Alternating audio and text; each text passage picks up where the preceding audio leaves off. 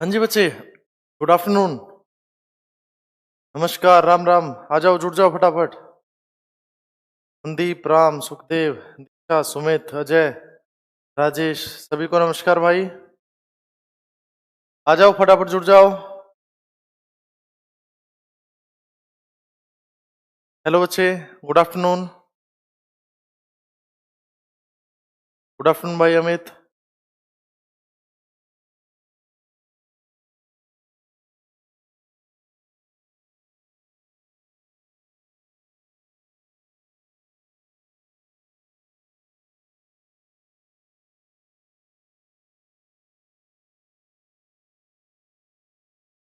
चलिए भाई, स्टार्ट कर रहे हैं।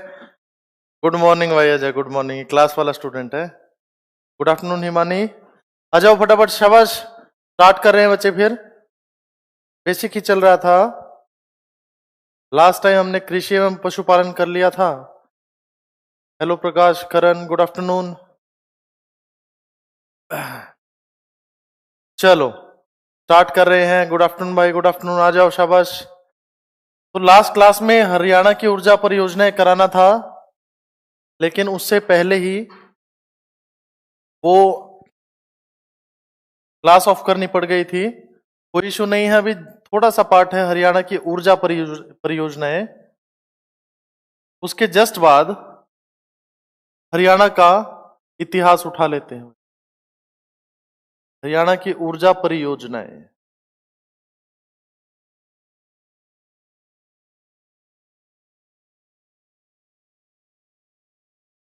चलो स्टार्ट कर रहे हैं भाई। हरियाणा की ऊर्जा परियोजनाओं की बात की जाए, जितने भी थर्मल हैं फटाफट बता दो। शाबाश, बता दो, शाबाश। सबसे पहले हम स्टार्ट कर रहे हैं भाई, थर्मल की बात कर रहे हैं सबसे पहले। या फिर एक काम करते हैं, सीरीज वाइज उठाते चलते हैं भाई। कौन कितना बड़ा है उसी के हिसाब से उसी सीरीज में हम उठा के चलते हैं। तो सबसे पहले गोरखपुर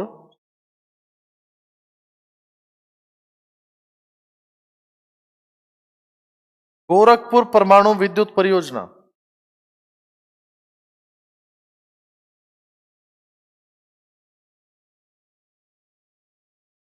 गोरखपुर परमाणु विद्युत परियोजना कहां पे है बच्चे? ये गोरखपुर में। गोरखपुर में, फतेहाबाद में।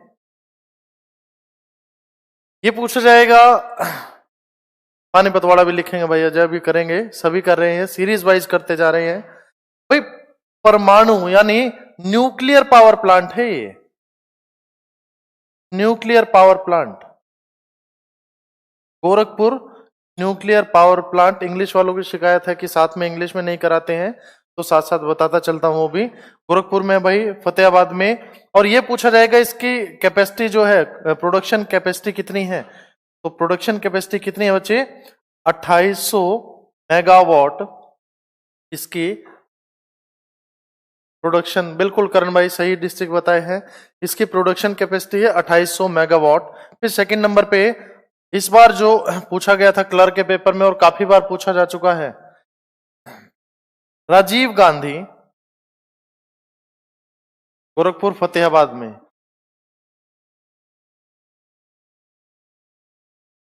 फिर इसके बाद भाई Rajiv Gandhi thermal power plant.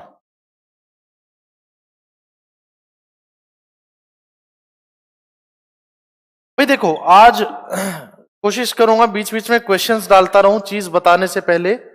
तो आपको जितनी भी नॉलेज है आप भी कमेंट करते रहना, सो दैट शायद कुछ चीज ऐसी भी हो जो मुझे ना पता हो। और प्लीज रिप्लाई करते रहना। आज क्वेश्चंस देता रहूंगा आपको। Rajiv Gandhi thermal power plant कहां पे है बच्चे? ये है हिसार में। अभी क्वेश्चन एक क्लरिकल के पेपर में आया था, तो हिसार तो ऑप्शन में दिया ही नहीं गया था। दिक्कत ये, तो हिसार में जहां पे भाई, वो ऑप्शन में दिया गया था खेदड़ में। खेदड़ में कौन सा है बच्चे? Rajiv Gandhi thermal power plant. और इसकी कैपेसिटी कितनी, प्रोडक्शन कैपेसिटी बच्चे क्या बोलोगे? 1500 मेगावाट। 1500 मेगावाट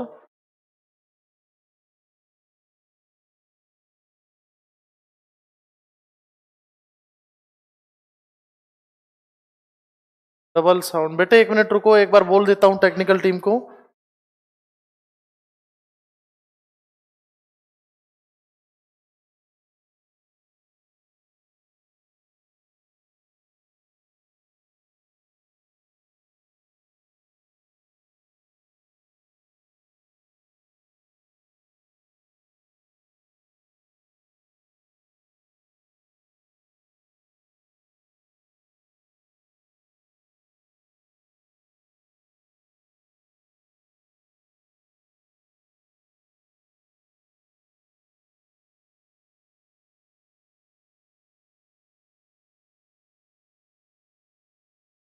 साउंड ऑफ करूं?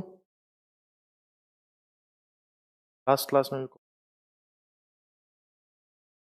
जाना, हाँ देख लेना, आप खुद देख लेना। नहीं, इससे लास्ट क्लास में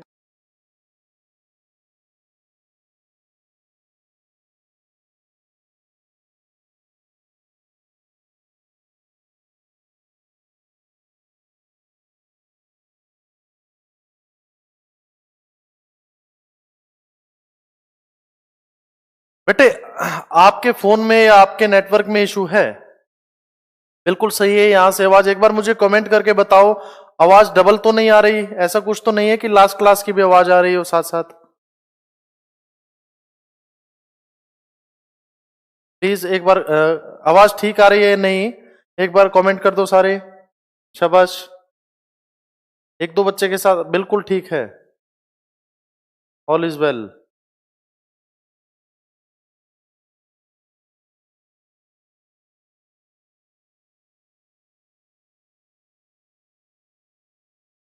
बेटे आपके ही कनेक्शन में इश्यू होगा, एक बार चेक कर लेना।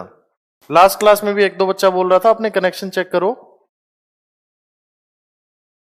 सही है, बिल्कुल सही बच्चे, बिल्कुल सही आ रही है। यहां से भी चेक कर लिया है, बिल्कुल सही है। चलो, Rajiv Gandhi thermal power plant कहां पे है? हिसार खेदड़ में है। इसके बाद आ जाते हैं भाई झज्जर वाले दो thermal power plant, super thermal power plant है। सुपर थर्मल पावर प्लांट कहां पे बच्चे? झज्जर में दो सुपर पावर प्लांट है।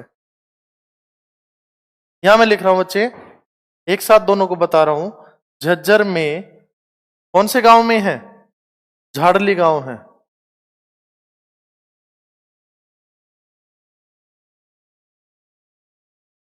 झज्जर में झाड़ली गांव में दो सुपर थर्मल पावर प्लांट है। और किस किस के नाम से है भाई? एक Indira Gandhi super thermal power plant, दूसरा क्या नाम है बच्चे? Mahatma Gandhi super thermal power plant.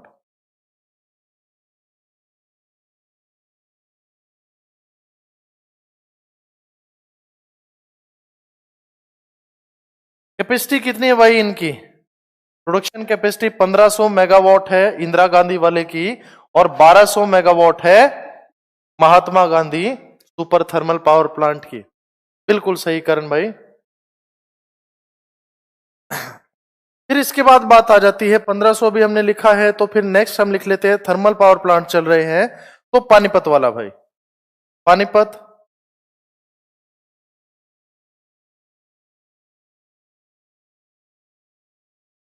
Thermal power station, Panipat thermal power station. तो Panipat thermal power station PTPS के नाम से जाना जाता है, यही है इंग्लिश में भी भाई, पानीपत थर्मल पावर स्टेशन। इसकी जो कहां पे है? आसन कला गांव है पानीपत में, आसन गांव में पानीपत में। इसकी तो प्रोडक्शन कैपेसिटी है बच्चे वो 1367 से 1380 मेगावाट।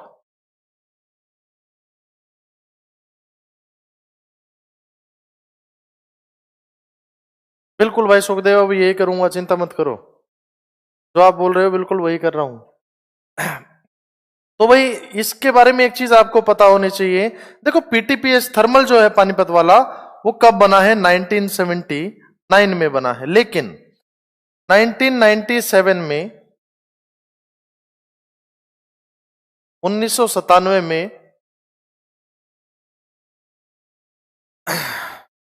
भाई एक देखो, ये सेंट्रल गवर्नमेंट के प्रोजेक्ट हैं, तो स्टेट गवर्नमेंट ने सोचा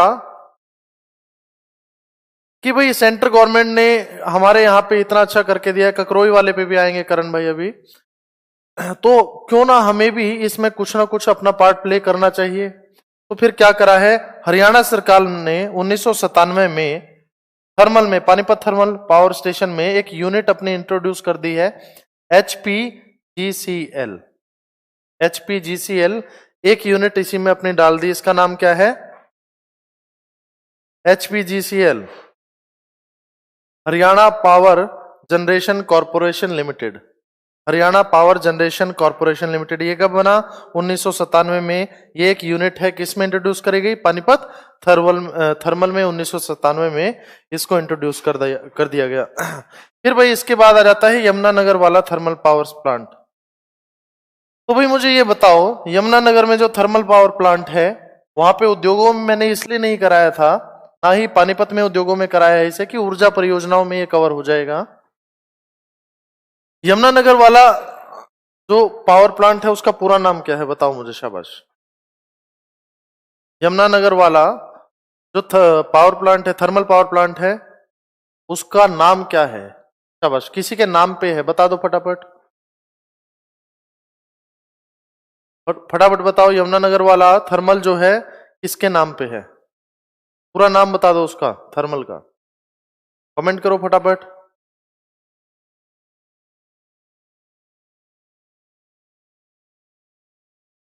कनेक्टेड नहीं हो या पता नहीं है, शाबाश बता दो फटाफट, किसके नाम पे यमुनानगर वाला thermal power plant, Chhotu Ram, बिल्कुल छोटू राम के नाम पे है।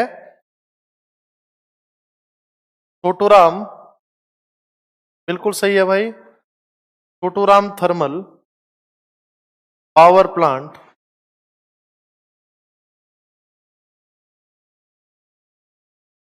और भाई इसकी जो कैपेसिटी है कितनी है, 1200 मेगावाट। और कहां पे बच्चे, ये यमुनानगर में है। कहां पे है, यमुनानगर में है। छोटू राम, बिल्कुल दीनबंधु छोटू राम तापीय विद्युत, बिल्कुल भाई। चलो फिर इसके बाद आ जाता है बच्चे, जिसके लिए आप पूछ रहे थे और ये एग्जाम में भी आया हुआ था, ककरोई सूक्ष्म जल विद्युत परियोजना। ककरोई सूक्ष्म जल विद्युत परियोजना। बेटे देखो यहां पे एक तो जल विद्युत परियोजना है, एक तो जल विद्युत परियोजना है, तो क्या हो जाएगा बच्चे, छोटा सा डैम है। और सूक्ष्म है, तो ये क्लियर यहां से पता लगा है, बहुत छोटी सी ये ऊर्जा परियोजना है। तो बाकी सभी थे मेगावाट में, तो ककरोई सूक्ष्म जल विद्युत परियोजना अगर पूछा जाए किस में है, किलोवाट में। कितना है बच्चे, 300 किलोवाट इसकी प्रोडक्शन कैपेसिटी है। अब आ जाती है बात, देखो ये कहां पे है, कहां पे है, ये है बच्चे सोनीपत में है। ककरोई कहां पे पड़ता है, ककरोई गांव सोनीपत में है।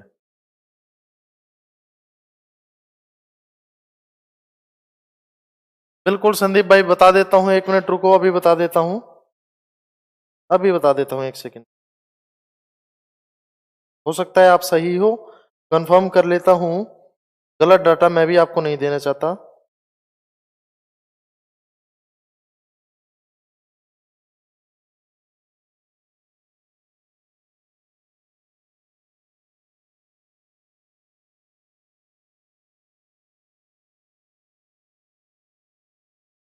बिल्कुल सही कह रहे हो भाई, मेरे को भी डाउट था इसलिए मैंने कंफर्म करा है।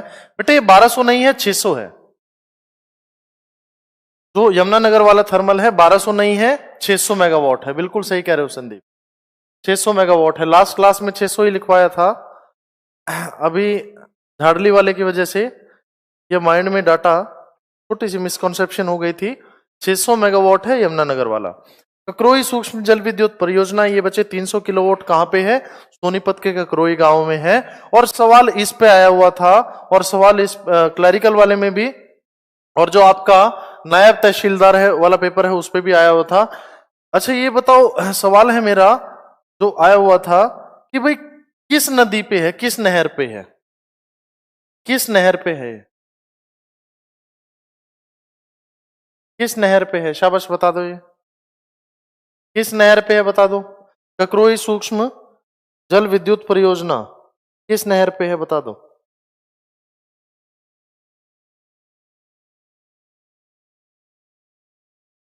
तीन 300 मेगावाट है, सॉरी किलोवाट नहीं मेगावाट है, किलोवाट तो बहुत कम हो जाता है भाई। सवाल आया था ककरोई वाली सर जी 4 यूनिट है 100 की भाई, इन टोटल इसकी जो कैपेसिटी है, सैंक्शन प्रोडक्शन कैपेसिटी है वो 300 मेगावाट है।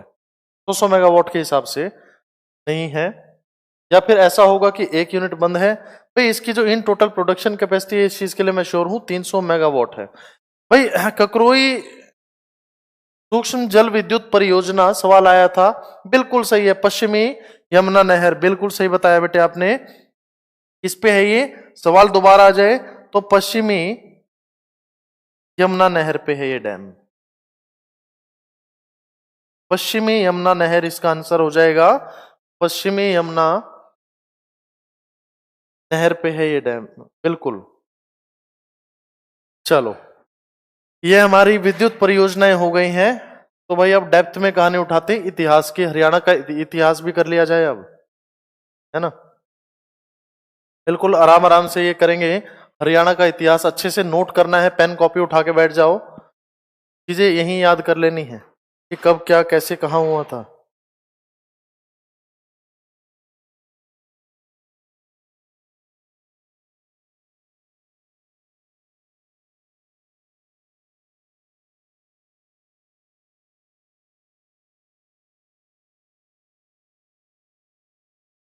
चलो, हरियाणा का इतिहास लिख लेना बच्चे, हरियाणा का इतिहास, हिस्ट्री ऑफ हरियाणा। जहां जहां से जैसे जैसे चीजें होंगी रिलेट करते चलेंगे। और फिर इसके बाद देखो भाई, अब अगेन इसके क्या पार्ट आ जाते हैं? हमेशा हिस्ट्री के 3 पार्ट हो जाते हैं हमारे पास, एंशियंट, मिडिवियल और मॉडर्न, यानी प्राचीन, मध्यकालीन और उसके बाद आधुनिक। तो सबसे पहले प्राचीन हरियाणा की मैं बात करूं, प्राचीन हरियाणा की बात कर रहा हूं भाई। एंशियंट वाला अगर हम पार्ट उठाएं, एंशियंट वाला पार्ट उठाएं तो भाई एक सवाल आया हुआ था,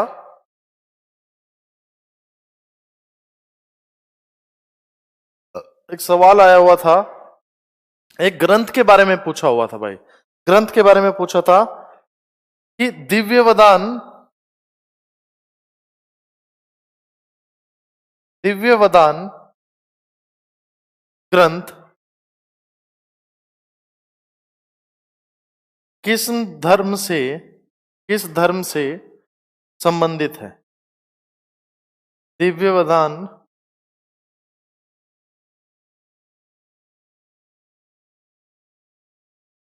ग्रंथ किस धर्म से संबंधित है, ये सवाल आया हुआ था बच्चे। बता दो फटाफट, दिव्यवदान ग्रंथ अगर किसी को पता है। अब यहाँ पे कमेंट रुक जाएंगे, मुझे पता है भाई, हिस्ट्री में आके हार्ट टाइट हो जाता है हरियाणा की हिस्ट्री में आके। चलो, जितनी भी चीजें हैं हरियाणा की हिस्ट्री में आपको पता होनी चाहिए, आज पता लग जाएंगी भाई। ये बता दो दिव्यवदान जो ग्रंथ है वो किस धर्म से रिलेटेड है? शाबाश, कमेंट कर दो फटाफट,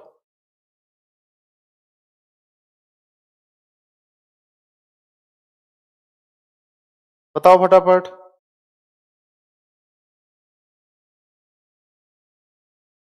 बिल्कुल सही है, बौद्ध धर्म से। भाई दिव्यवदान ग्रंथ किस धर्म से रिलेटेड है? बौद्ध धर्म से, बौद्ध धर्म से रिलेटेड है ये ग्रंथ। देखो, महात्मा बुद्ध भारत में आए थे उस चीज के, जैन नहीं है बच्चे, मोहित भाई बौद्ध है। और महात्मा बुद्ध भारत में आए थे, उस चीज के कई जगह अवशेष मिले हैं। पर ये जो दिव्य वरदान ग्रंथ है, इसमें ये किन किन शहरों का वर्णन दिया है कि कहां कहां पे महात्मा बुद्ध आए थे या बौद्ध धर्म की कहानी पाई गई है। ये अगर आपसे पूछ लिया जाए कि किन किन शहरों का इसमें वर्णन है, क्या बोलोगे बच्चे, बताओ किन किन शहरों का इसमें वर्णन है। अगर पूछ लिया जाए आपसे तो क्या इसका आंसर हो जाएगा? इसका आंसर हो जाएगा बच्चे, एक आपने सुना होगा अग्रोहा, हिसार में अग्रोहा, सुना है अग्रोहा। और दूसरा क्या आ जाएगा बच्चे? रोहतक।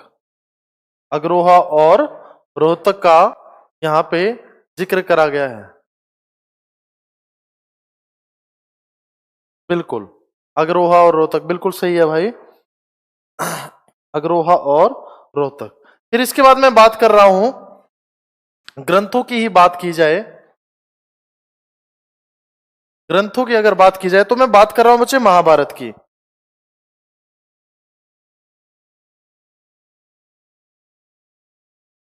महाभारत की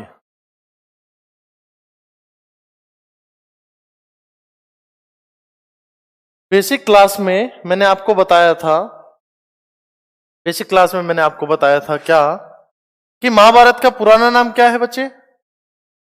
जय संहिता। जय संहिता इसका पुराना नाम है। अच्छा ये बताओ, अगर पूछ लिया जाए महाभारत का युद्ध कब हुआ था, महाभारत का युद्ध कब हुआ था, बताओ फटाफट, महाभारत का युद्ध कब हुआ था? अच्छा भाई संदीप, अच्छी बात, बिल्कुल सही है। महाभारत का युद्ध कब हुआ था बताओ फटाफट, महाभारत का युद्ध अगर पूछ लिया जाए कब हुआ था?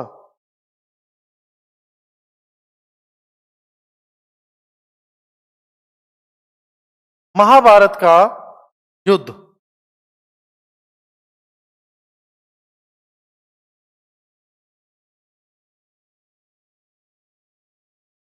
रोमिला थापुर ने बताया इसे, रोमिला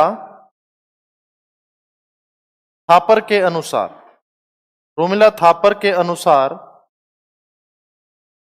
महाभारत का युद्ध बिल्कुल सही है 900 बीसी, 900 बीसी में हुआ था महाभारत का युद्ध अगर बोला जाए।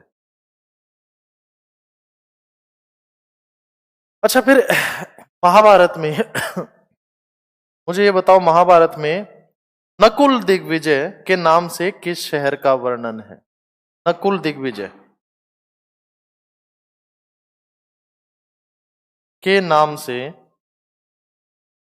नकुल दिग्विजय के नाम से किस शहर का वर्णन है? किस किस का बच्चे, क्या आ जाएगा आंसर? रोहतक, मेनली रोहतक का है, रोहतक तथा सिरसा का वर्णन है महाभारत में। महाभारत के बारे में सारा बेसिक आपको मैंने बता दिया है, यूट्यूब पे पड़ा हुआ है, जिसने नहीं करा है अभी क्लास ली है बच्चे वो यूट्यूब से देख सकता है।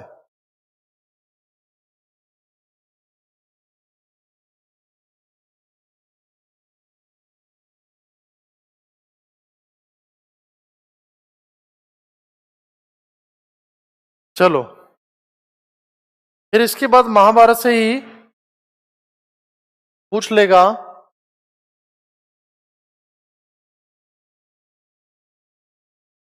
महाभारत से ही आपसे पूछ लेगा कि महाभारत के समय में अगर हम बात करें तो लाओस देश में एक अभिलेख मिला था। महाभारत के समय में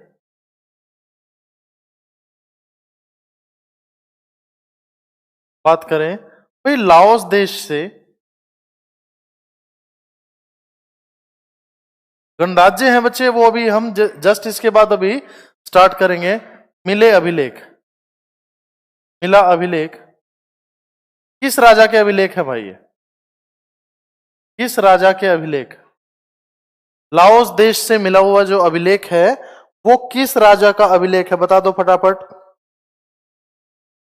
ये किस राजा का अभिलेख है बच्चे? राजा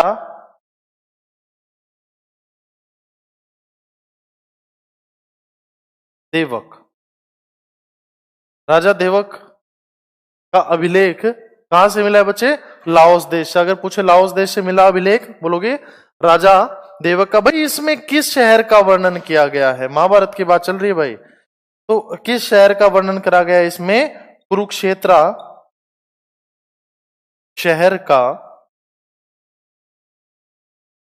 वर्णन किया गया है इन अभिलेखों में। इन अभिलेखों में इस अभिलेख की मैं बात कर रहा हूं। लाओस देश से राजा देवक के अभिलेख मिले जिसमें कुरुक्षेत्र शहर का वर्णन किया गया है। बिल्कुल, राजा कुरु का क्षेत्र कुरुक्षेत्र, इसी हिसाब से नाम पड़ा है कुरुक्षेत्र का। फिर पूछेगा पेवा से। पेवा से किस राजा के अभिलेख मिले हैं? पेवा से। पेवा से जिन्होंने लास्ट बैच लिया था उन्हें तो बताना चाहिए भाई। पेवा से लास्ट बैच में ये मैंने बताया था आपको क्योंकि इंपॉर्टेंट है। पेवा से अभिलेख किस राजा के मिले हैं? किस राजा के अभिलेख मिले हैं पेवा से बच्चे? राजा मिहिर भोज। लास्ट क्लास में कुरुक्षेत्र डिस्ट्रिक्ट में मैंने लास्ट बैच में लिखवाया हुआ आपको, राजा मिहिर भोज।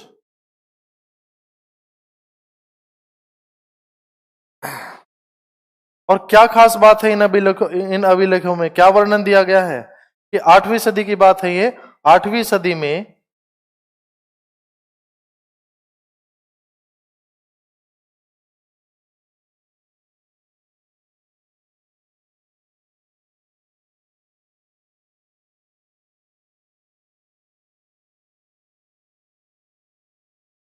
8वीं सदी में राजा मिहिर भोज के समय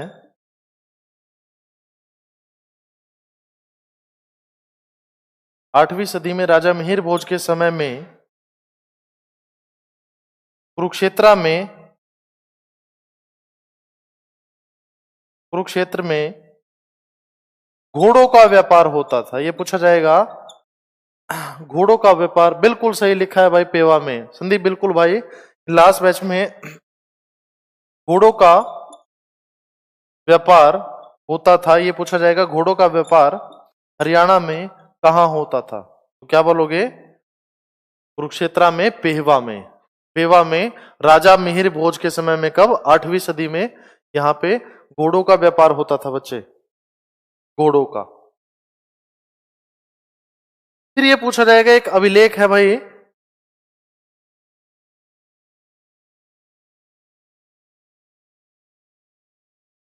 लाडनू। लाडनू अभिलेख में, लाडनू अभिलेख में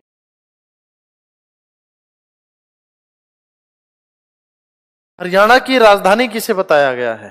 ये पूछा जाएगा लाडनू अभिलेख में हरियाणा की। ये सारे टोटली सारे प्रीवियस ईयर हिस्ट्री से रिलेटेड सवाल कवर हो रहे हैं आपके। हरियाणा की,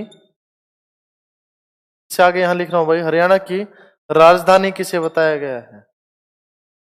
किसे बताया गया बच्चे? दिल्ली को। लाडनू अभिलेख में हरियाणा की राजधानी दिल्ली को बताया गया है। चलो,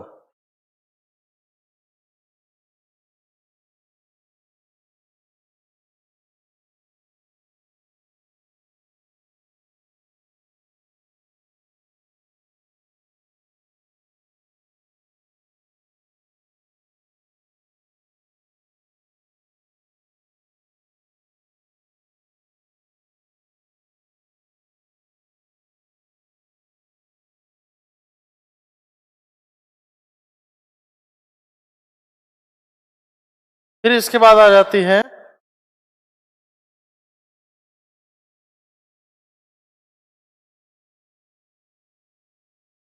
कमेंट करो भाई कौन से सेंटर से हो सुखदेव, एक बार निश्चिंत रहना डाटा के लिए। हरियाणा की मुद्राएं, मुद्राओं से सवाल आया तो कहां कहां से क्या क्या आएगा? मुद्राएं, तो मुद्राओं की बात की जाए, ये पूछा जाएगा भाई, रोहतक में एक जगह है, लास्ट बैच में भी लिखा हुआ है ये, अगर आपको याद हो, पोखरा कोट। रोहतक के खोखरा कोट से कौन सी मुद्राएं मिली हैं भाई? तो यहां से 3री सदी के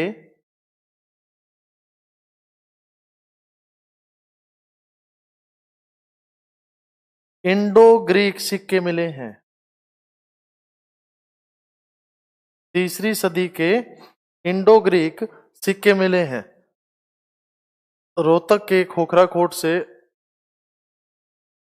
रोहतक के खोखरा कोट से 3री सदी के इंडो ग्रीक सिक्के मिले हैं। अभी बच्चे बारी बारी हिस्ट्री पे आएंगे, एंशियंट कर रहे हैं, तो अभी तो चीजें करा रहा हूं ऊपर ऊपर से, फिर अभी हम पढ़ेंगे भाई 606 के आसपास राजा हर्ष, ये देखो हर्षवर्धन था और राज्यवर्धन था, राज्यवर्धन की मृत्यु कर दी गई थी।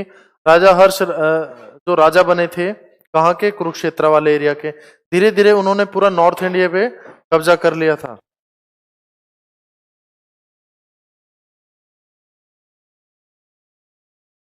पानी रख दो भैया।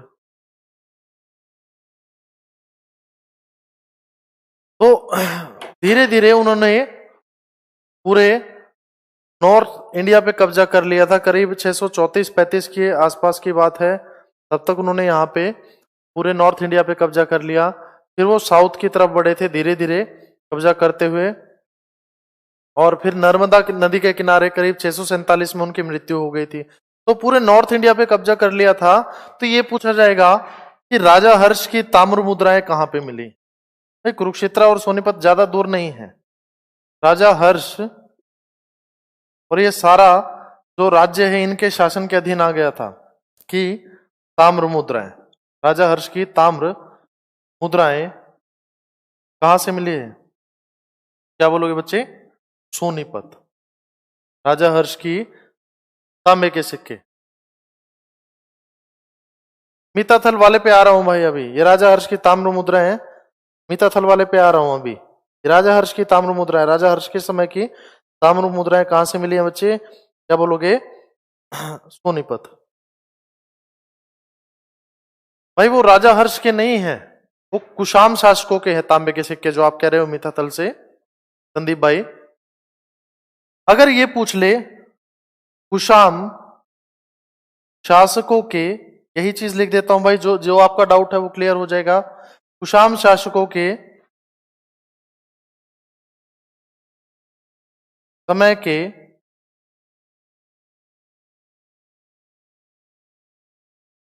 तांबे के सिक्के कहां से मिले? तांबे के सिक्के कहां से मिले हैं?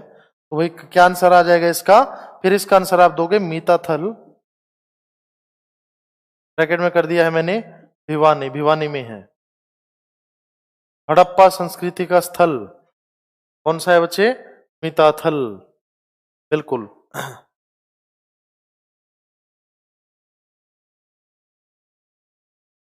बिल्कुल। फिर इसके बाद आपसे पूछेगा कि सिक्के ढालने के सांचे कहां कहां से मिले? सिक्के ढालने के सांचे, सिक्के ढालने के सांचे कहां कहां से मिले हैं? तो भाई इन्हीं में से कहानी आ जाएगी, एक तो भिवानी से और दूसरा है रोहतक से। तो रोहतक के खोखरा कोट से,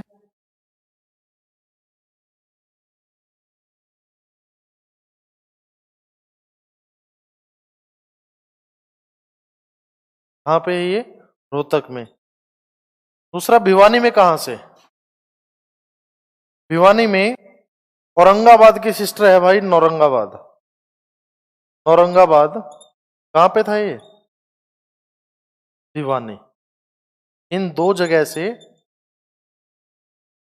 अगर पूछ लिया जाए कि सिक्के ढालने के सांचे कहां से मिले,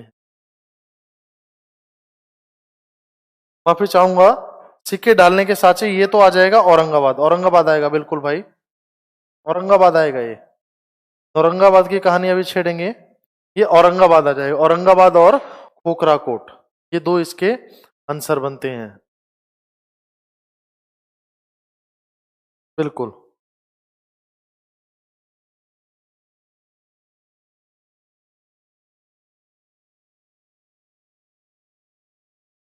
फिर उसके बाद मुझे बताओ,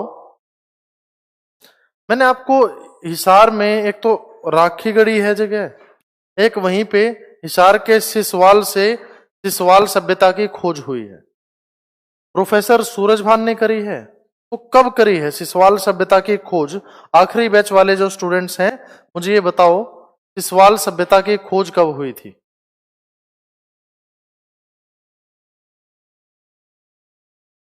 सिसवाल सभ्यता की खोज प्रोफेसर सूरजभान ने हिसार के सिसवाल से कब करी थी भाई?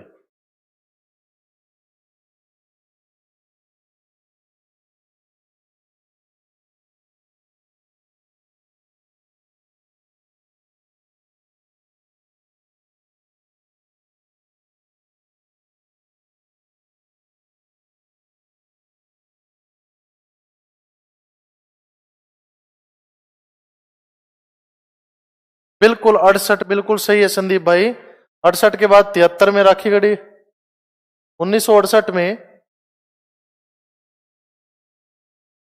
प्रोफेसर सूरजभान ने, 1968 में प्रोफेसर सूरजभान ने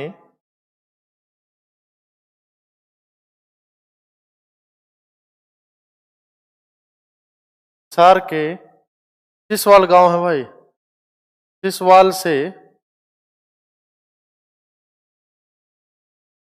सिसवाल सभ्यता की खोज की। ये एग्जिस्टेंस का पता लगा कि सिसवाल सभ्यता भी थी।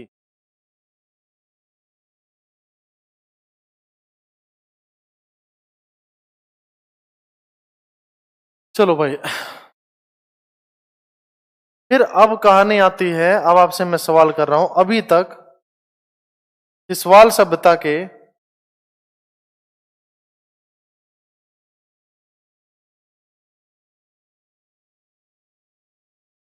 हरियाणा में कितने स्थल मिल चुके हैं? कितने स्थल मिल चुके हैं?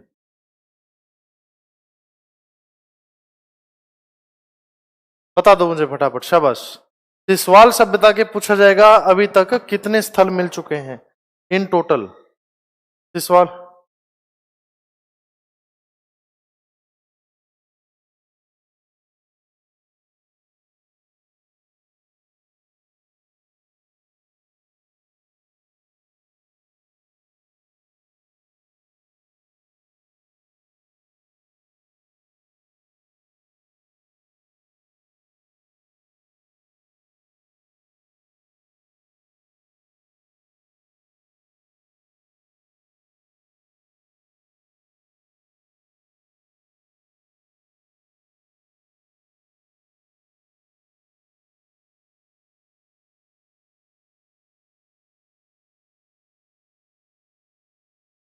शाबाश भाई, संदीप सुमित दोनों का सही बिल्कुल आंसर है। कितने? 29, यानी 29 स्थल मिल चुके हैं। अच्छा, किस काल की सभ्यता है ये? अगर ये पूछा जाए किस काल की सभ्यता है सिसवाल सभ्यता, उत्तर पाषाण काल की।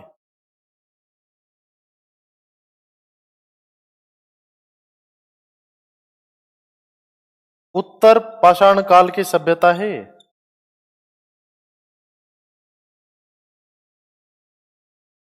उत्तर पाषाण काल की सभ्यता है, और ये पूछा जाएगा इस काल में, उत्तर पाषाण काल में,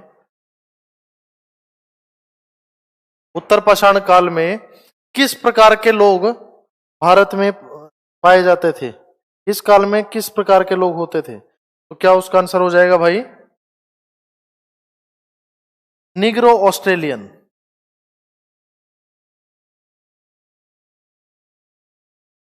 निग्रो ऑस्ट्रेलियन उसका।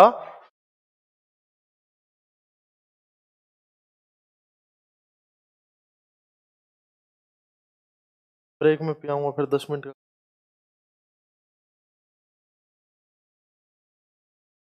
जाना पड़ेगा फिर। चलो कोई नहीं, मैं जा आऊंगा। निग्रो ऑस्ट्रेलियन प्रजाति के लोग, भाई कैसे हैं ये निग्रो ऑस्ट्रेलियन प्रजाति के लोग? छोटे छोटे से लोग होते थे, एकदम चपटे से नाक होते थे, और अजीब सा मुंह होता था, और थोड़ा डार्क कॉम्प्लेक्शन इनका होता था। तो उत्तर पाषाण काल में निग्रो ऑस्ट्रेलियन प्रजाति के लोग यहाँ पे सिसवाल सभ्यता की मैं बात कर रहा हूं, सिसवाल सभ्यता की मैं बात कर रहा हूं बच्चे।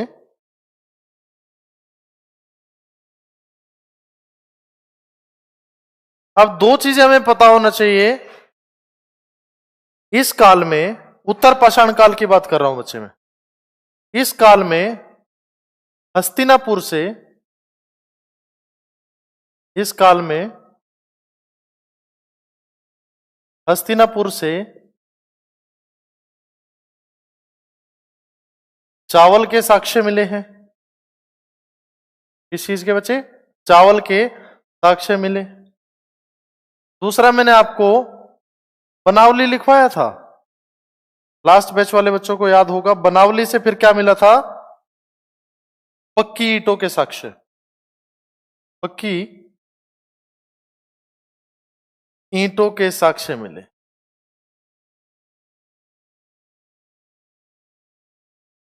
ये दो साक्ष्य है, उत्तर पाषाण काल की मैं बात कर रहा हूं भाई। बिल्कुल हरियाणा में रहते थे भाई, ये ऑस्ट्रेलियन नहीं थे और ना ही निग्रो थे। मैं कह रहा हूं निग्रो ऑस्ट्रेलियन प्रजाति, यानी वैसे दिखते थे, छोटी हाइट वाले, चपटे से मुंह के, और डार्क कॉम्प्लेक्शन होता था। इस काल में, उत्तर पाषाण काल में निग्रो ऑस्ट्रेलियन लोग होते थे। बिल्कुल देखने में कैसे थे वो बता रहा हूं मैं।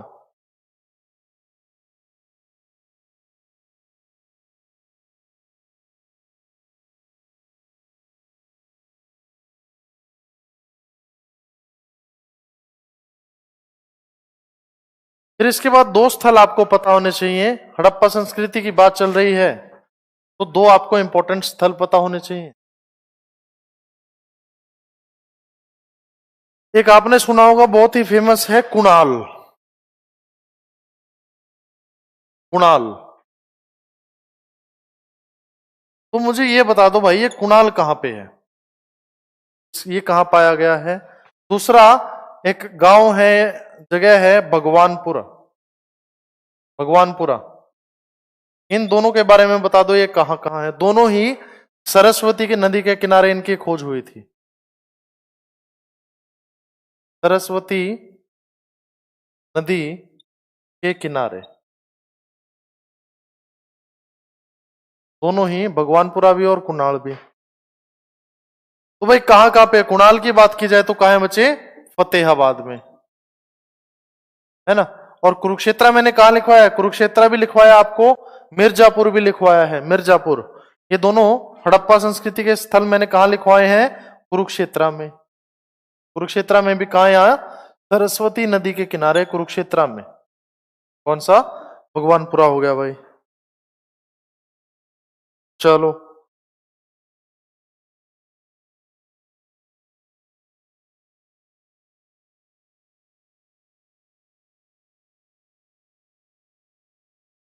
इसके बाद आ जाती है बात गणराज्यों पे। अब चारों जो मैंने गणराज्य पहले लास्ट बैच में आपको बताए थे, डिटेल में एक्सप्लेन नहीं करे थे कि भाई हरियाणा में पुराने समय में कितने गणराज्य थे? 4 गणराज्य थे।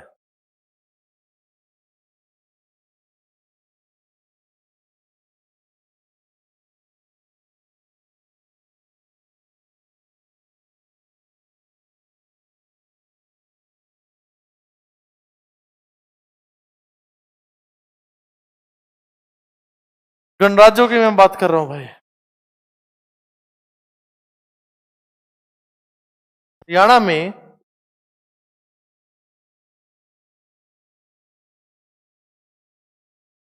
प्राचीन समय में कितने गणराज्य थे भाई?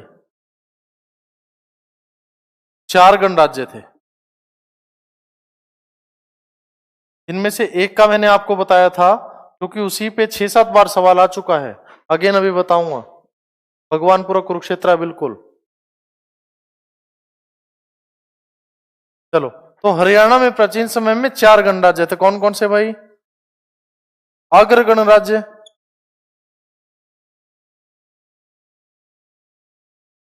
फिर आ जाएगा भाई आपका अर्जुनायन, अर्जुनायन गणराज्य, फिर आ जाता है बच्चे यौधेय गणराज्य,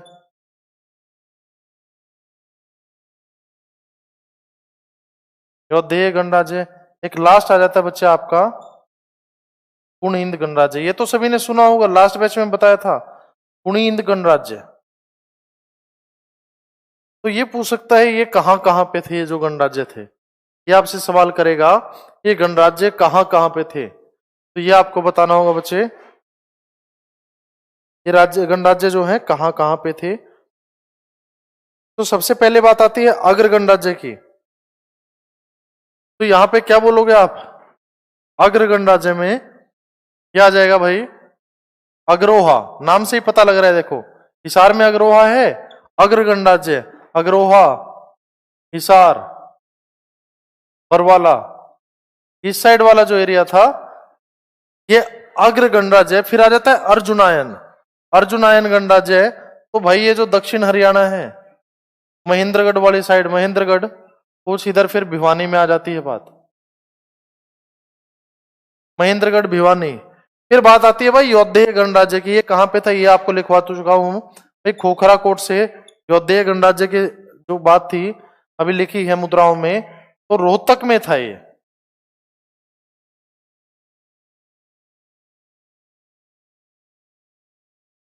रोहतक में था ये। और दूसरा फिर भाई सेपरेशन करता है भिवानी वाले एरिया का, इधर भिवानी में है नौरंगाबाद, रोहतक और नौरंगाबाद कहां पे है? ये भिवानी में है।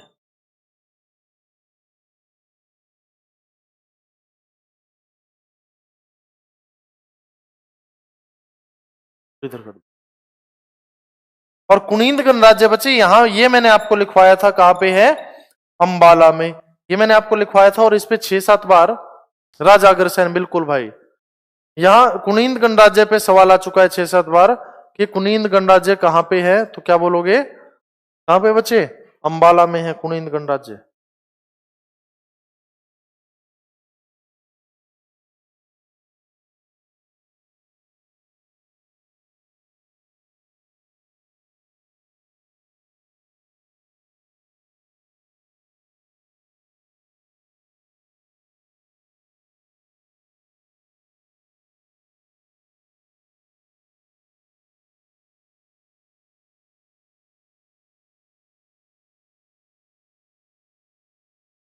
चलो भाई, ये गणराज्य हो गए। फिर राजा हर्ष की कहानी की तरफ बढ़ा जाए। कौन सा वंश था भाई?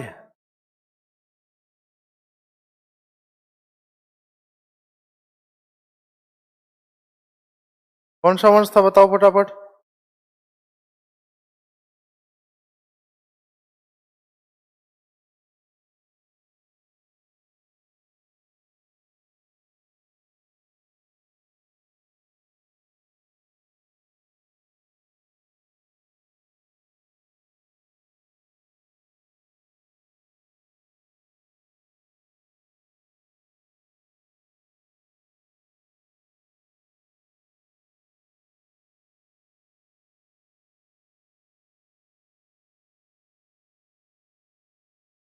भाई ये पूछेगा पुष्य भूति वंश की स्थापना किसने की? तो किसने करी बच्चे? स्थापना इसकी पुष्यभूति ने करी। किधर करी भाई?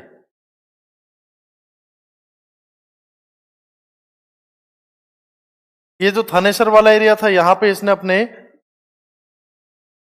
वंश की स्थापना करी। तो भाई देखो, पुष्यभूति वंश का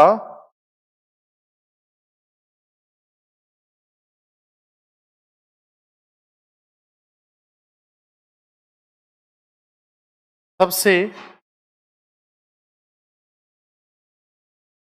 प्रभावी शासक कौन था बच्चे? ये सभी को पता होगा, हर्षवर्धन। हर्षवर्धन पुष्यभूति वंश का थानेसर, बिल्कुल थानेश्वर नाम, फिर थानेसर। चलो, तो हर्षवर्धन इसका सबसे प्रभावी शासक था। देखो कहानी है क्या, प्रभाकर वर्धन था,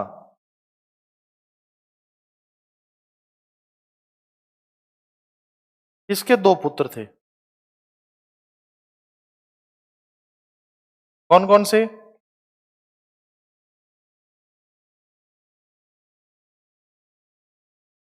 राज्यवर्धन, और दूसरे का नाम क्या था बच्चे? हर्षवर्धन। हर्षवर्धन से लगभग एंशियंट से मिलता है सवाल, तो हर्षवर्धन से मिल जाता है बच्चे। तो हर्षवर्धन से अगर आपको सवाल मिल जाए तो इसके बारे में सारी चीज आपको पता होनी चाहिए। तो इनकी एक बहन थी, उसका नाम क्या था? राजश्री। राजश्री का विवाह किससे कराया गया? ग्रहवर्मा। अब इनका, ग्रहवर्मा का राज्यवर्धन से किसी बात पे विवाद हो गया, तो इन्होंने शशांक नाम का बंदा था एक, इसका फ्रेंड था भाई, उसने राज्यवर्धन की मृत्यु कर दी, मृत्यु कर दी। अब भाई इसको आया गुस्सा, तो इसने क्या करा? इसने क्या करा भाई? शशांक को मार दिया। पुत्री थी बिल्कुल प्रभाकर की, राजश्री। बिल्कुल यही बताया भाई। फिर इसने शशांक को मार दिया, तो भाई इसका एक दोस्त था, इसका दोस्त कौन था? पुलकेशिन।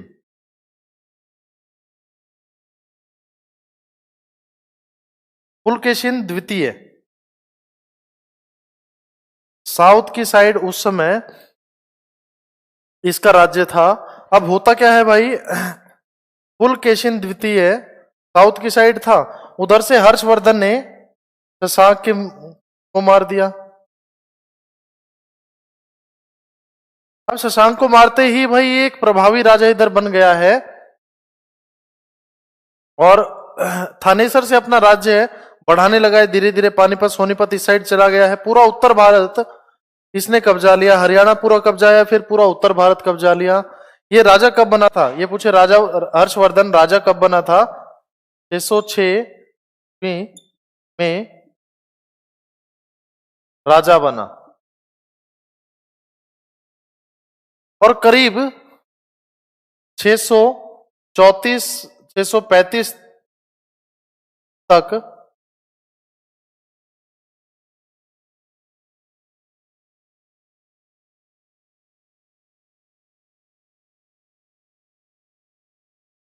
पूरा उत्तर भारत इसने कब्जा लिया, पूरा उत्तर भारत अपने अधीन कर लिया।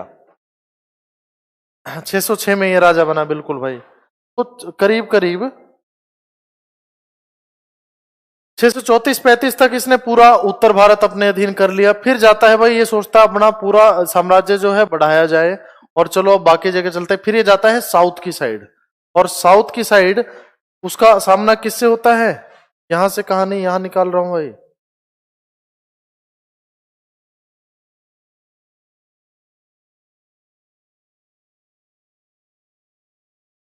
पुलकेशिन द्वितीय वॉर, पुलकेशिन द्वितीय से इसका सामना होता है हर्षवर्धन का।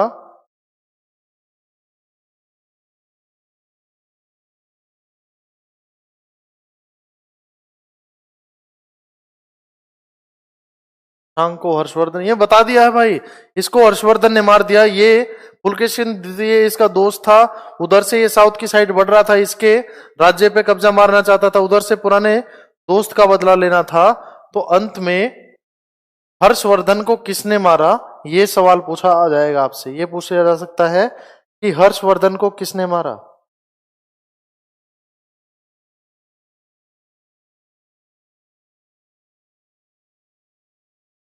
चालुक्य वंश का शासक था भाई ये, चालुक्य वंश, चाणक्य नहीं है भाई, ये चालुक्य वंश का शासक किसने, इनके जो युद्ध होती है कहां पे, पहले लिखो, इसने हर्षवर्धन को मार दिया। कहां पे बच्चे, ये पूछ जाएगा कहां पे इनका युद्ध हुआ, नर्मदा नदी के किनारे, नर्मदा नदी के किनारे युद्ध हुआ इनका, तो वहां पे इसने हर्षवर्धन को मार दिया। ये आपको पता होना चाहिए। और कब मरा है भाई ये, 647 ईस्वी में हर्षवर्धन की जो मृत्यु हुई है कब हुई है, 647 आप मार्क करोगे।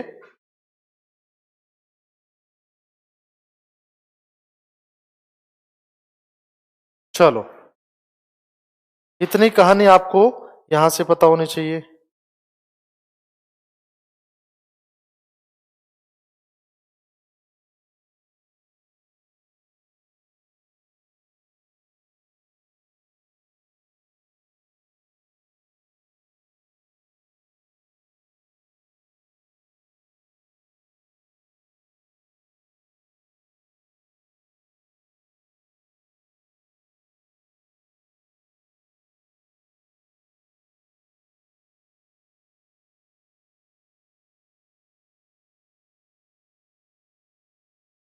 बेटे हरियाणा जीएस मेरे भरोसे छोड़िए ना, तो बिल्कुल कहानी पार जाएगी, निश्चिंत रहो। अभी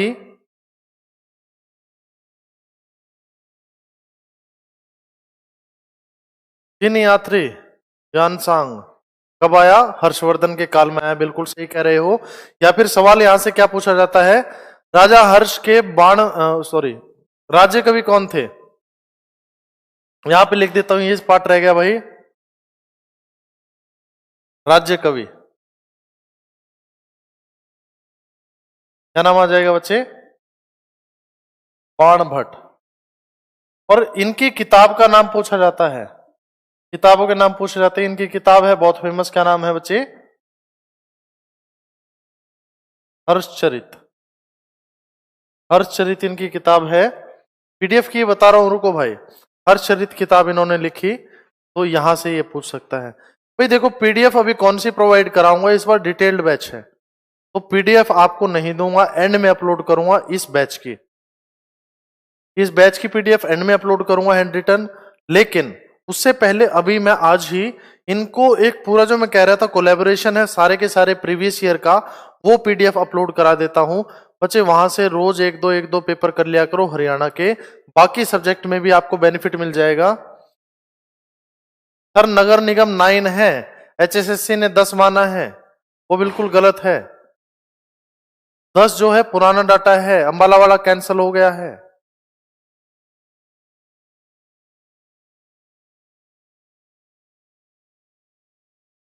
चलो कुछ डिस्प्यूटिव सवाल पूछ लेते हैं ये लोग, फिर आगे से वो आने बंद हो जाएंगे, उन्हें पता है वहां चैलेंजेस होते हैं।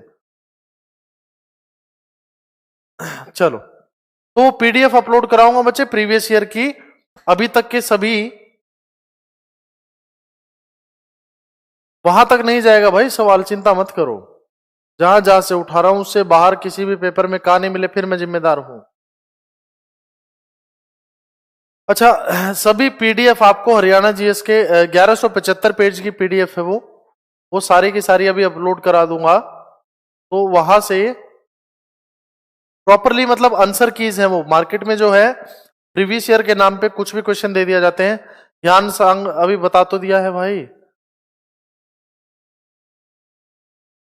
हाँ काफी सारी चीज है। अब हिसार का फिरोज शाह तुगलक ने कौन सा शहर बसाया है, कौन, तो फतेहाबाद और हिसार में से मैं तो हिसार को ही मार्क करूंगा।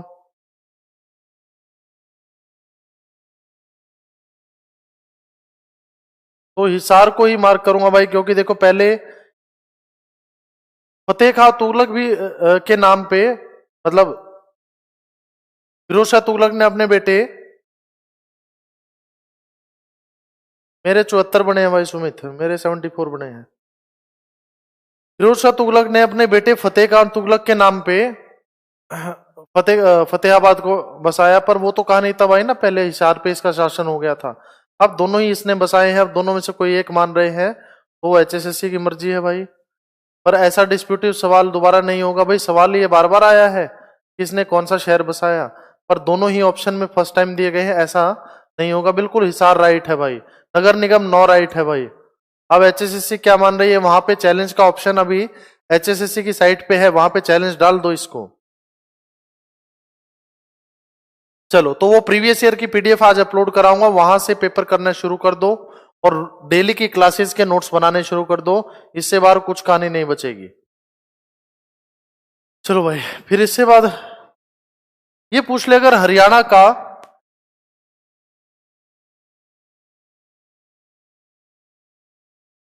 सबसे पहला नाम, हरियाणा प्रदेश का सबसे पहला नाम क्या दिया गया था, फर्स्ट नाम जो है,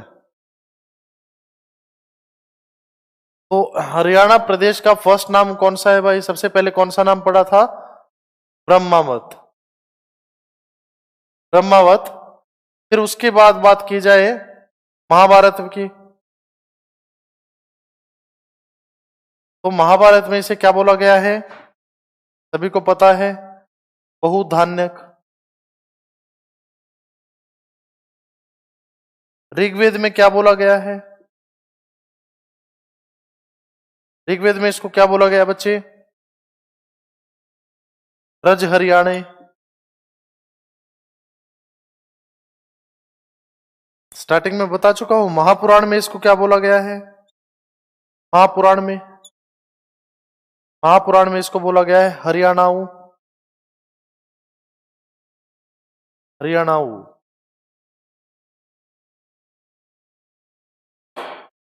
ब्रह्मावत है भाई, ब्रह्मावत नहीं है।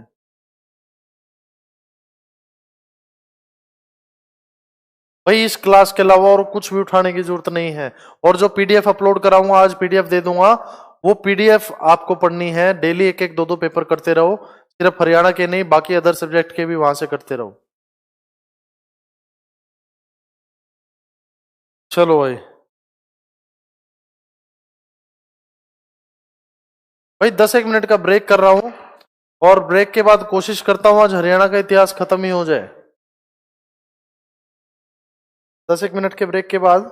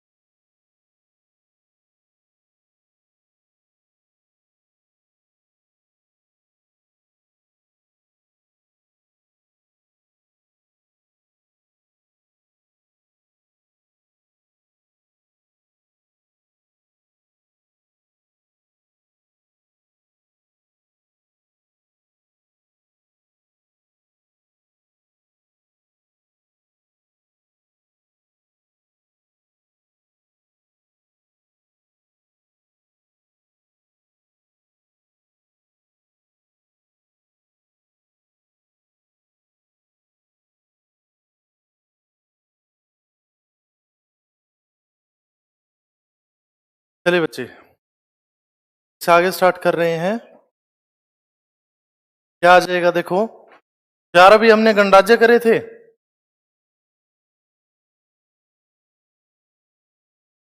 कौन कौन से?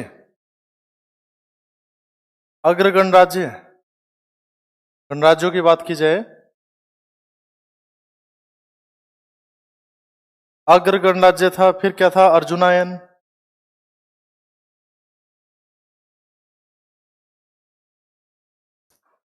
फिर क्या था बच्चे? यौधेय। और लास्ट क्या था बच्चे? कुनींद।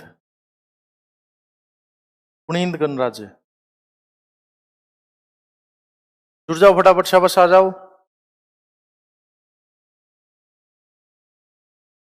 मिडीवल स्टार्ट करेंगे अभी।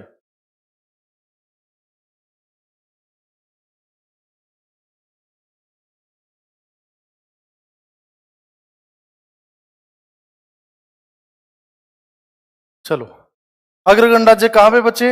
अग्रोहा में। फिर अर्जुनायन की बात की जाए तो ये कहां पे था?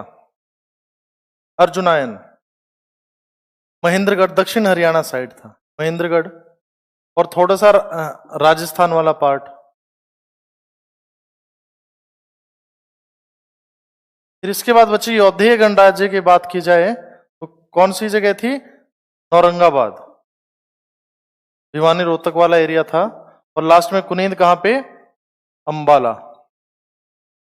या फिर औरंगाबाद, या फिर ये भी पूछ सकता है इस नाम से,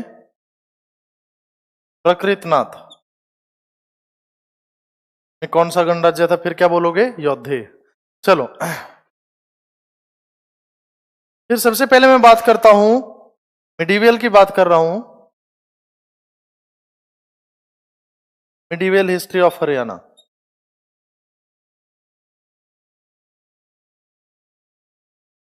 तो पहले गजनवी और गौरी के बारे में पढ़ लिया जाए।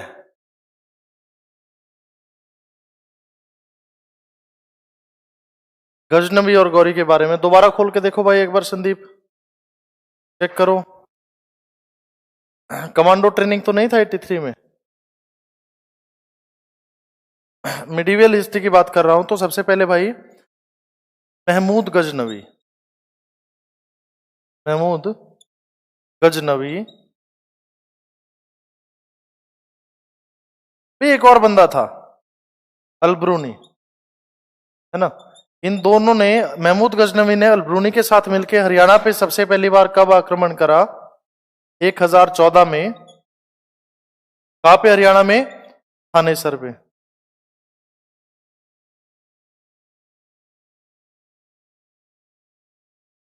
आक्रमण करा। और ये पूछ लिया जाएगा, इंपॉर्टेंट क्या है यहां से भाई? चक्र स्वामी की मूर्ति तोड़ी थी इन्होंने, काफी तबाही मचाई बंदे ने। चक्र स्वामी की मूर्ति किसने तोड़ी? ये पूछा जाएगा, चक्र स्वामी की मूर्ति किसने तोड़ी? क्या उसका आंसर दोगे बच्चे? महमूद गजनवी। फिर इसके बाद कहानी उठा रहा हूं मैं,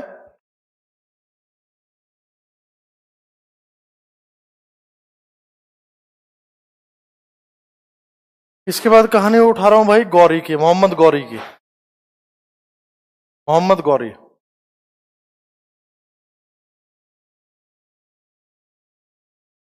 तो मोहम्मद गौरी ने भाई,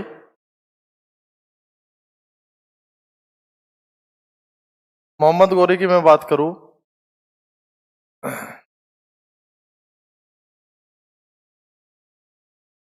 तो भाई दो युद्ध हुए थे, तराइन के युद्ध। यहां मैं देख रहा हूं तराइन के युद्ध।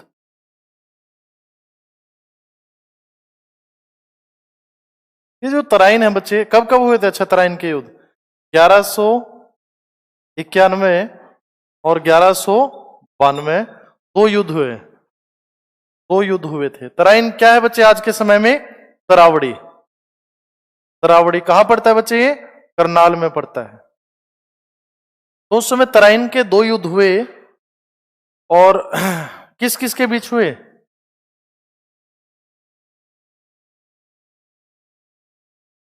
पृथ्वीराज तृतीय या कह सकते हो आप पृथ्वीराज चौहान, या तृतीय, कुछ भी आपको दे दिया जाए।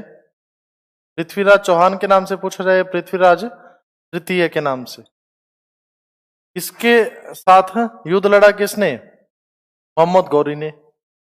तराइन के 2 युद्ध, दोनों युद्ध इन दोनों के बीच में हुए। जो पहला है, ये पहला युद्ध है, पृथ्वीराज चौहान विंस। पहला युद्ध पृथ्वीराज चौहान जीत जाता है, लेकिन मोहम्मद गौरी जो है हार नहीं मानता है। तो दूसरा युद्ध, सेकंड वॉर 92 वाला, फिर कौन जीतता है?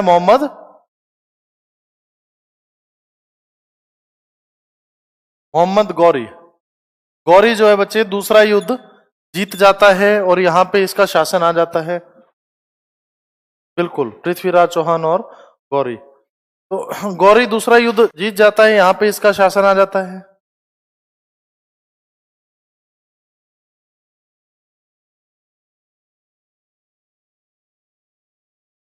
अब भाई यहां पे इसका शासन आ गया तो धीरे धीरे ये सोचता है हरियाणा में शासन बढ़ाया जाए,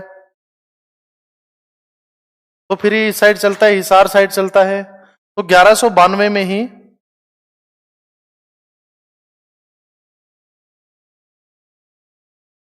एक राजपूत था भाई, जाटवा राजपूत। जाटवा राजपूत, इसने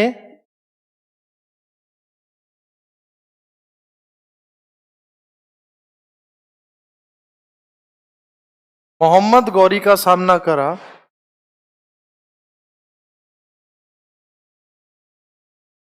मोहम्मद गौरी का सामना किया, परंतु ये मारा गया। कौन मारा गया भाई? जाटवा राजपूत मारा गया। मोहम्मद गौरी का सामना किया इसने। क्या भाई बात। तो जाटवा राजपूत यहां पे इसे रोकने की कोशिश करता है, परंतु बच्चे वो मारा जाता है। चलो,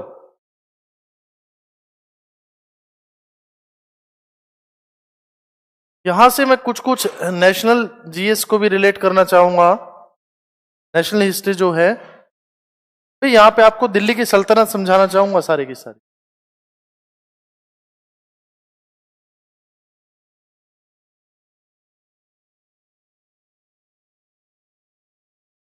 देखो, फिर क्या करता है, यहां से जीतने के बाद मोहम्मद गौरी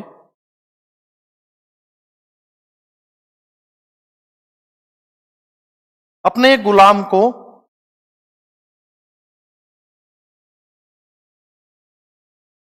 क्या नाम था गुलाम का?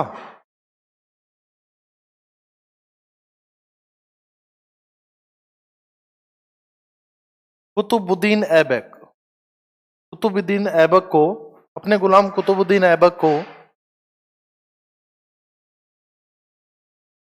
यहां शासन करने के लिए छोड़ देता है भाई, यहां छोड़कर, और ये वापस चला जाता है।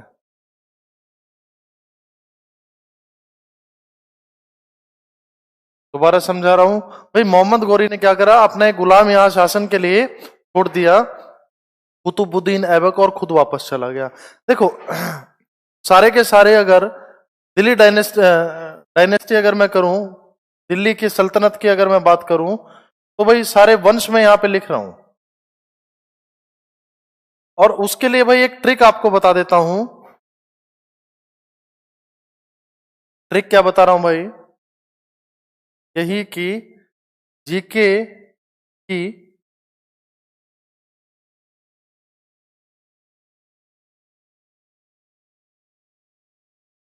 ट्रिक्स को सलाम। देखो, ये अल्टरनेट लिखे हैं मैंने, कैपिटल एस कैपिटल है, एल कैपिटल है, एम कैपिटल। जीके की ट्रिक्स को सलाम। और ये बच्चे आपके सीक्वेंस में, सीरीज में जो डायनेस्टी, जो वंश हैं वो लिखे गए हैं बच्चे।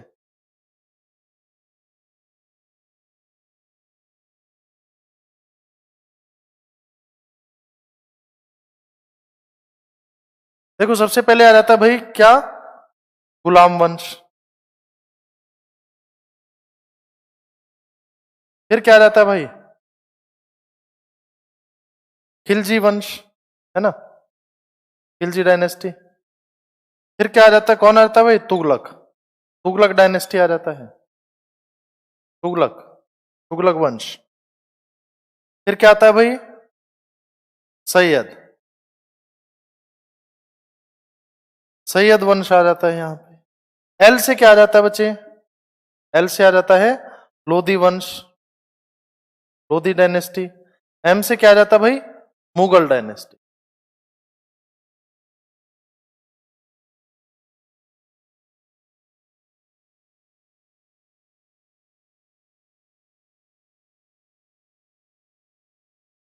हरियाणा की हिस्ट्री कर रहे हैं बच्चे, चलो। तो ये हमारे सीक्वेंस वाइज मैंने सारे दिल्ली की सल्तनत लिख दी है।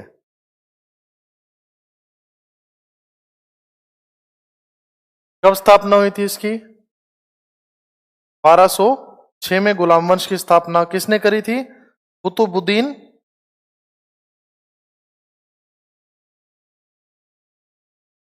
ऐबक ने, कुतुबुद्दीन ऐबक ने 1206 में गुलाम वंश की स्थापना करी। फिर इसके जस्ट बाद भाई 6 से 90 तक कौन रहा, खिलजी। देखो मैं आपको यहां एक चीज बताना चाहता हूं भाई, हरियाणा की अगर मैं बात करूं तो गुलाम वंश से लेके और सिर्फ ये लास्ट वाला मुगल वंश छोड़ दे तो लोधी वंश तक, यहां तक हरियाणा की हिस्ट्री में योगदान है। उसके बाद योगदान नहीं है, मुगल वंश का योगदान नहीं है। तो यहां तक की अगर मैं बात करूं भाई, सबसे पहले गुलाम वंश का क्या योगदान था हरियाणा की हिस्ट्री में। भाई गुलाम वंश से कौन था हरियाणा की हिस्ट्री की अगर मैं बात करूं,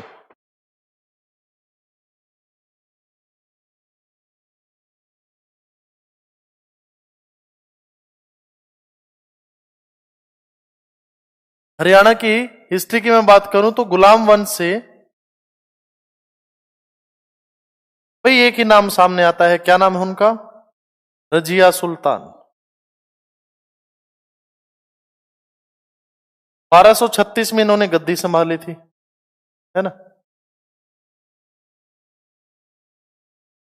और 40 में इनकी मृत्यु हो गई थी। फिर सवाल आएगा कि रजिया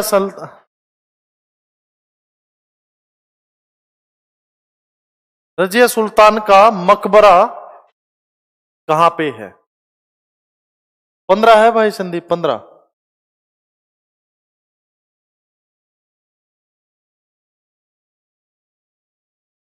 हाँ तो यही तो बताया भाई, 1206 से लोधी वंश बताया ना मैंने। तो इब्राहिम लोधी और बाबर का पहला युद्ध, संदीप भाई आपके लिए बता रहा हूं, 1206 से 1526 ही है, बिल्कुल दिल्ली सल्तनत जो है 1206 से शुरू करी है।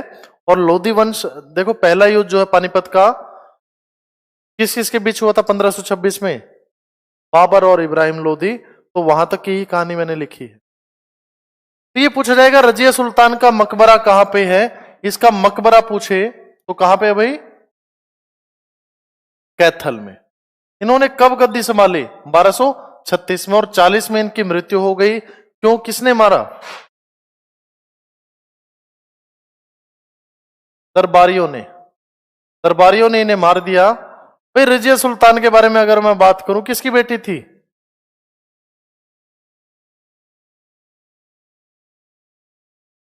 इल्तुतमिश की बेटी थी। क्या नाम था, रजिया सुल्तान। रजिया गुंडों में फंस गई है। तो क्या हुआ भाई, इन्होंने शादी कर ली, किससे, अल्तुनिया से। अल्तुनिया से इन्होंने शादी करी, जिससे दरबारी खुश नहीं थे, तो दरबारियों ने इन्हों मार दिया। और कैथल में भाई पेवा चौक के पास रजिया सुल्तान का मकबरा आज भी है। तो ये पूछा जाएगा, काफी बार सवाल आया है। बुक फॉलो करने की जरूरत नहीं है अमन भाई, जितना यहां कराऊं वो सफिशिएंट है। तो ये पूछा जाएगा रजिया सुल्तान का मकबरा कहां पे है, रजिया सुल्तान का मकबरा कहां पे, फिर क्या बोलोगे बच्चे, कैथल में है रजिया सुल्तान का मकबरा। इसके अलावा और बात की जाए यहां से तो हल्का सा प्रभाव बलबन का भी सामने आता है भाई, बलबन का। बलबन,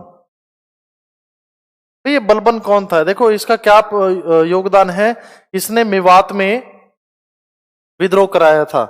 ये बलबन था कौन? ये बलबन उस समय झांसी का इक्तेदार था भाई। इक्तेदार क्या होता है? झांसी का इक्तेदार था, गवर्नर था। झांसी का गवर्नर था कौन? बलबन। तो इसने क्या करा? मेवात में विद्रोह कराया। अगर ये पूछे मेवात का विद्रोह किसने करवाया? बलबन ने। मेवातियों को मारा था काफी। ये इसका योगदान है। अगर बात करूं मैं गुलाम वंश की,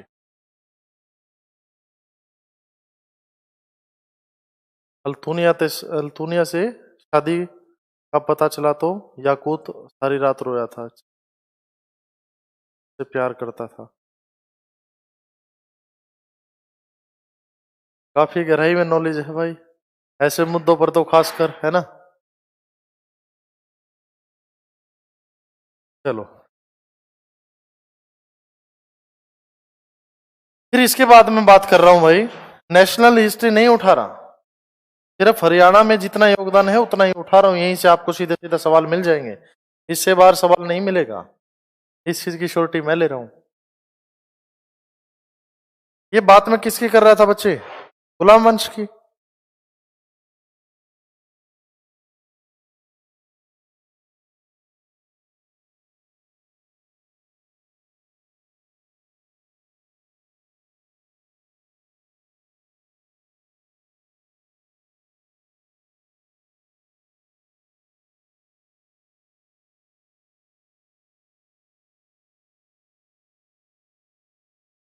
फिर बात आ जाती है भाई खिलजी वंश की।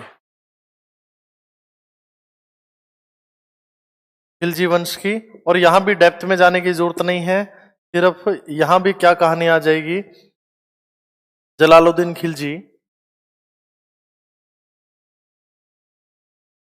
खिलजी डायनेस्टी इसने बताई। ये भी क्या था? झांसी का इख्तेदार यानी गवर्नर था, राजा बनने से पहले। राजा बनने से पहले। मुझे पता है हिस्ट्री काफी बच्चों का फेवरेट सब्जेक्ट है, पर हिस्ट्री की डेप्थ में नहीं घुस रहे हैं भाई। जितना जितना हरियाणा में योगदान है सिर्फ वही निकाल रहे हैं यहां से।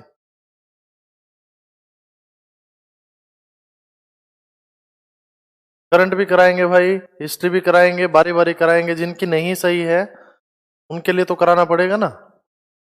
तो इसके बाद आ जाता है भाई एफएसटी, फिरोज शाह तुगलक।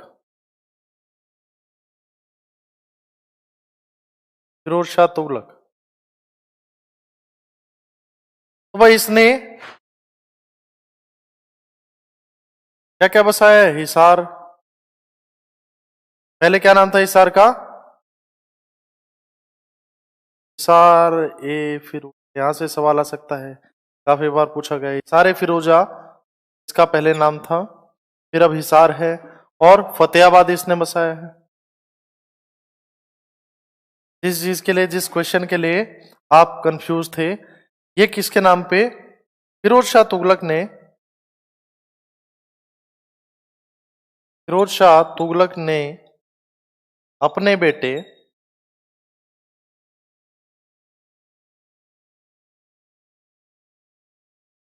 फतेह खान तुगलक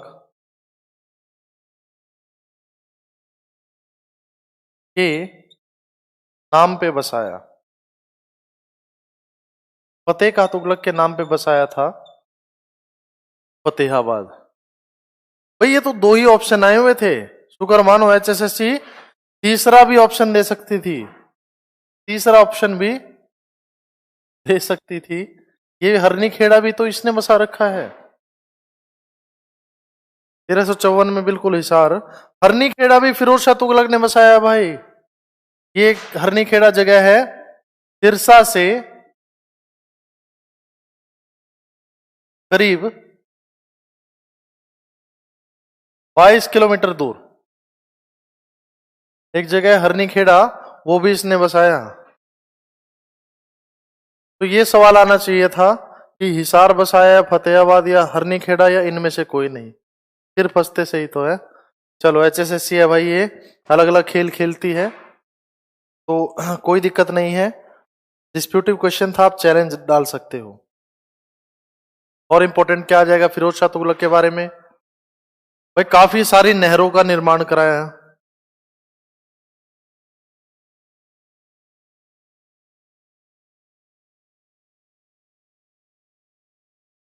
इसी ने क्या बनाया? अपनी पत्नी, इसकी पत्नी का नाम था गुजरी, अपनी पत्नी की याद में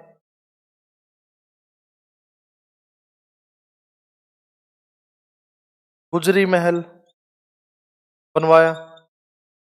गुजरी महल में भाई स्तंभ पाए गए हैं जिसपे 8 दिशाओं से आने वाले गुप्तचरों की सूचना का उल्लेख है।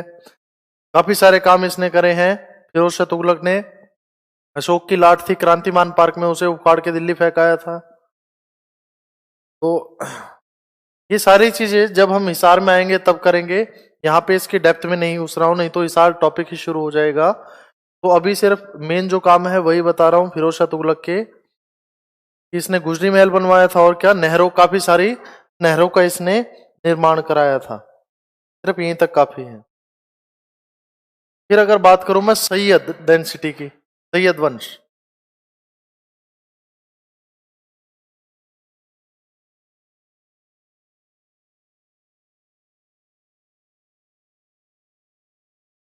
सैयद वंश तो ज्यादा बड़ी कहानी हरियाणा के प्रभाव पे, हरियाणा पे नहीं है इसका प्रभाव। यहां भी क्या ही आपको पता होना चाहिए भाई, 1398 में सैयद वंश के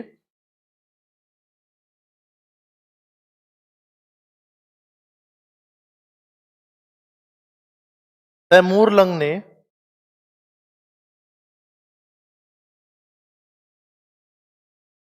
फतेहाबाद पर आक्रमण करा था। काफी तबाही मचाई थी, आक्रमण किया ने तैमूर लंग ने। कहां पे आक्रमण करा बच्चे? फतेहाबाद पे। बिल्कुल, हरियाणा की सबसे पुरानी हवेली है ना। 56 में गुजरी महल बनवाया। अच्छी बात है भाई, हिस्ट्री अच्छी है तो आपकी। जो जो पार्ट अच्छा नहीं है वो यहां से इंप्रूव हो जाएगा। ऐसे सैयद डेंसिटी के बाद फिर आ जाएगा क्या? लोधी सॉरी, डायनेस्टी के बाद लोधी डायनेस्टी आ जाएगा। फिर आ जाएगा भाई लोधी वंश। और पानीपत की पहली लड़ाई में काफी योगदान था इनका।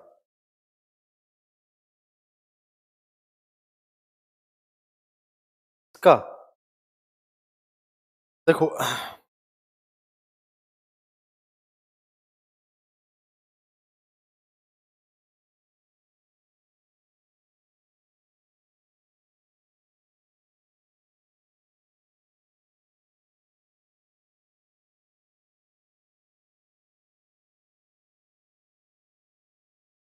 लोधी का बहुत छोटा सा प्रभाव है। फर्स्ट बैटल ऑफ पानीपत, इतना आपको पता होना चाहिए। यहां से सवाल जरूर आता है, इसी में लोधी मारा गया था। कब हुई थी बच्चे ये?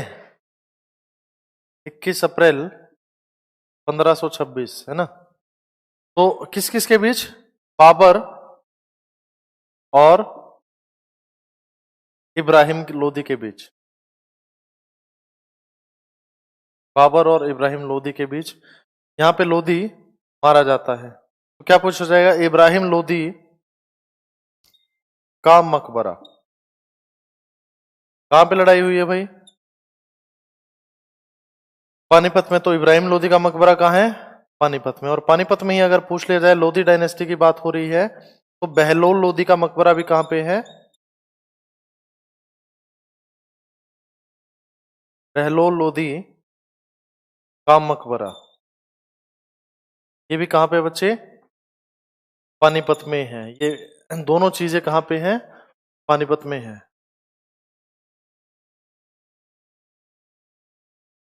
चलो, फिर ये पानीपत की पहली लड़ाई से वैसे कुछ और चीजें भी आपको पता होनी चाहिए। भाई बाबर यहां जीता था, और सवाल आ जाता है, देखो इसकी पत्नी थी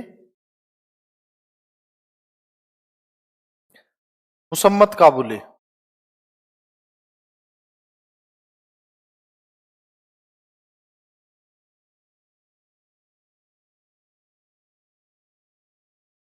तो भाई और इस लड़ाई की जीत की खुशी में और अपनी पत्नी की याद में इसने पानीपत में 3 चीजें बनवाई थी। काबुली बाग, काबुली महल, काबुली मस्जिद। तो अगर पूछ ले काबुली बाग कहाँ है बच्चे, क्या बोलोगे? पानीपत में। काबुली महल कहाँ है? पानीपत में। काबुली मस्जिद कहाँ है? पानीपत में। और बच्चे इस लड़ाई की एक खास बात थी।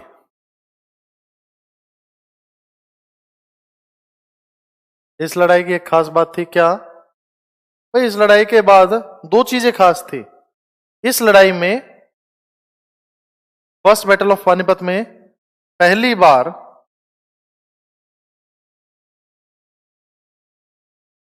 भारत में तोपों का इस्तेमाल हुआ था।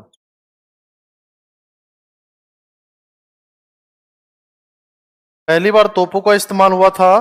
2 इसके विश्वसनीय तोपची थे।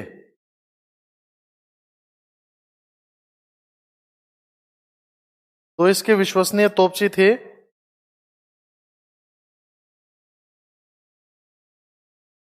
और पहली बार पानीपत में तोपों का इस्तेमाल कब हुआ? पानीपत की पहली लड़ाई में हुआ है। फिर इसके बाद दूसरी कहानी क्या आ जाती है?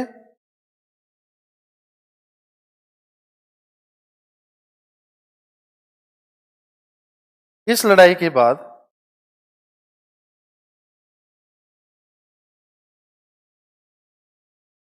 पहली बार भारत में मुगल वंश की स्थापना हुई। ऑफ करने वाला, मुगल वंश की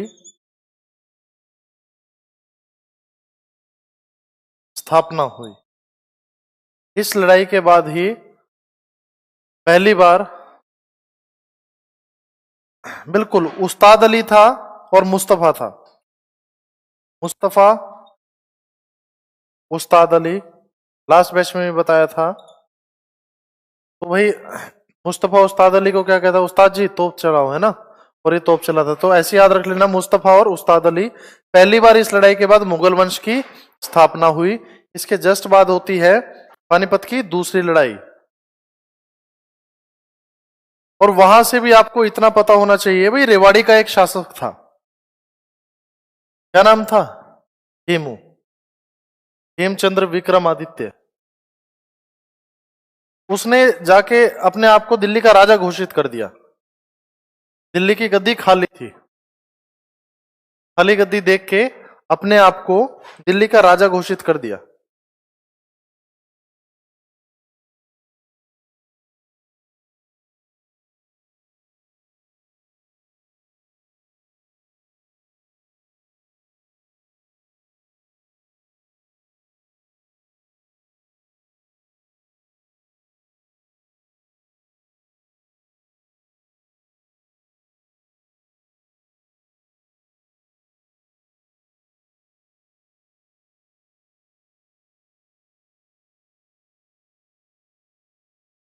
चलो भाई, इसके बाद अगली क्लास में यहीं से कंटिन्यू करेंगे।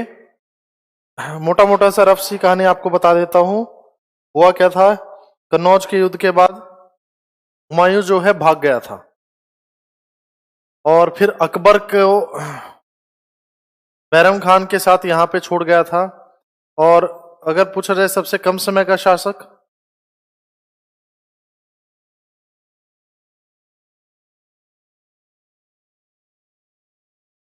इसके बाद कंटिन्यू करेंगे। पूछ रहे सबसे कम समय का शासक कौन है, फिर क्या बोलोगे? हेमचंद्र विक्रमादित्य जो है सबसे कम समय का शासक रहा है, सिर्फ 28 दिन, है ना।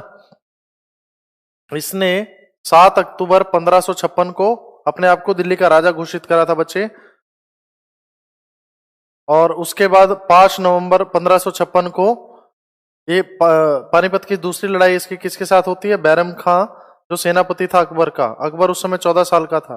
अकबर और हेमू के बीच में दूसरी लड़ाई हुई थी, बिल्कुल तीनों पानीपत में हुई थी।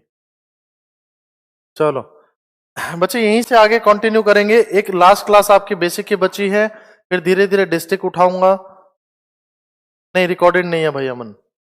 धीरे धीरे फिर डिस्ट्रिक्ट उठाऊंगा, और फिर उसके बाद आप और जो वेरियस चीजें बची हैं वो करेंगे, करंट अफेयर करेंगे, फिर क्वेश्चंस डिस्कस करेंगे। चलिए बच्चे, थैंक यू सो मच। अपना कीमती समय देने के लिए धन्यवाद।